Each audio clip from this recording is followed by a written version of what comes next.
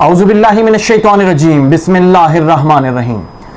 درود پاک ہو حضرت محمد مصطفیٰ صلی اللہ علیہ وآلہ وسلم پر، ان کی پاک آل پر، ان کے اصحاب پر۔ قوم مذہب سے ہے، مذہب جو نہیں تو تم بھی نہیں، جذب باہم جو نہیں محفل انجم بھی نہیں۔ اقبال کے اس شعر سے میں آغاز کروں گا کہ جو رات کو یا جو کل شام کو مسجد نبوی کے حرم کا واقعہ بتایا جاتا ہے، کیونکہ میں یا میرا بہت کوئی قریبی عزیز اس کا آئی وٹنس نہیں، تو میں صرف اتنا کہوں گا کہ یہ واقعہ، اس کی ہم شدید الفاظ میں مذمت کرتے ہیں اور یہ بتانا چاہتے ہیں کہ کوئی بھی لیڈر، خواہ وہ کسی بھی جماعت سے ہو، چاہے وہ عمران خان صاحب ہی کیوں نہ ہو، وہ ہمارے حضرت محمد مصطفیٰ صلی اللہ علیہ وآلہ وسلم کی ذات کے برابر تو کیا، ان کے نوکروں خادموں، ان خادموں کے نوکروں کے پاؤں کی مٹی کے برابر بھی نہیں۔ لیکن اس موقع پر جہاں ہم شدید الفاظ میں مذمت کر رہے ہیں، وہاں ہم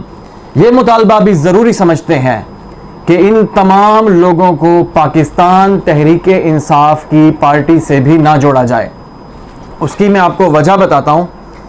کہ صرف کیا پاکستان تحریک انصاف کے لوگ ہی مسلمان ہیں؟ کیا صرف وہی لوگ عمرہ کی ادائیگی کر رہے تھے؟ نہیں، تو جواب یقیناً آپ لوگوں کا بھی نہیں میں ہوگا۔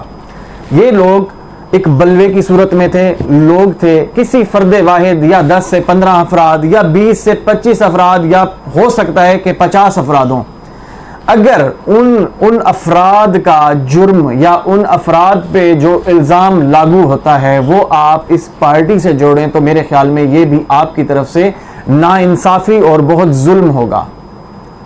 تو اس بات کو یاد رکھیں، جب تک ہم خود اس کے آئی وٹنس نہ ہوں گے یا جب تک کوئی عادل بندہ اس کا گواہ نہ ہوگا، تب تک ہم کسی بھی پارٹی کو یا پارٹی کے لیڈر کو مورد الزام نہیں ٹھہرا سکتے۔ بہرحال بات بڑی مطلب اتنی سینسٹیو ہے، اتنی نازک بات ہے کہ اس پہ کوئی بہت زیادہ بات نہیں کی جا سکتی۔ میں دوبارہ سے ایک دفعہ مذمت کرتا ہوں، شدید الفاظ میں مذمت کرتا ہوں اور یہ مطالبہ کرتا ہوں تمام پاکستان کے لوگوں سے جو اس وقت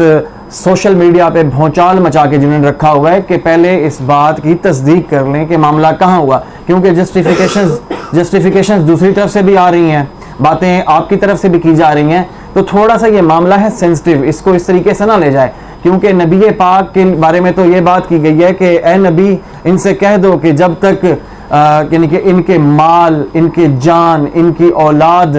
ان سب سے زیادہ تمہیں عزیز تر نہ جانیں گے تو ان کے ایمان کی تکمیل ہی نہیں ہوتی۔ تو کسی بھی مسلمان کی ایمان کی تکمیل تب تک نہیں ہو سکتی جب تک وہ حرمت رسول کو اپنی جان سے، اپنے مال سے، اپنی اولاد سے یا اپنی کسی بھی پیاری چیز سے زیادہ پیارا نہ کرے۔ تو میں ریکویسٹ کروں گا، دست بستہ گزارش کروں گا آپ تمام سے، آپ تمام لوگوں سے، تمام پاکستانیوں سے، ماہ رمضان کا مہینہ ہے، بہت مقدس مہینہ ہے، جو ہوا برا ہوا اس کی مذمت کی جا سکتی ہے، لیکن اب اس معاملے کو اس طریقے سے ہائی لائٹ نہ کریں کہ یہ مسلمانوں کے لیے ایک گپ بن جائے یا ان کا جو ہمارا ایک مقدس جگہ ہے ان کی توہین ہو۔ تو پچھلے دنوں میں مفتاح اسماعیل کی طرف سے آیات قرآنی کی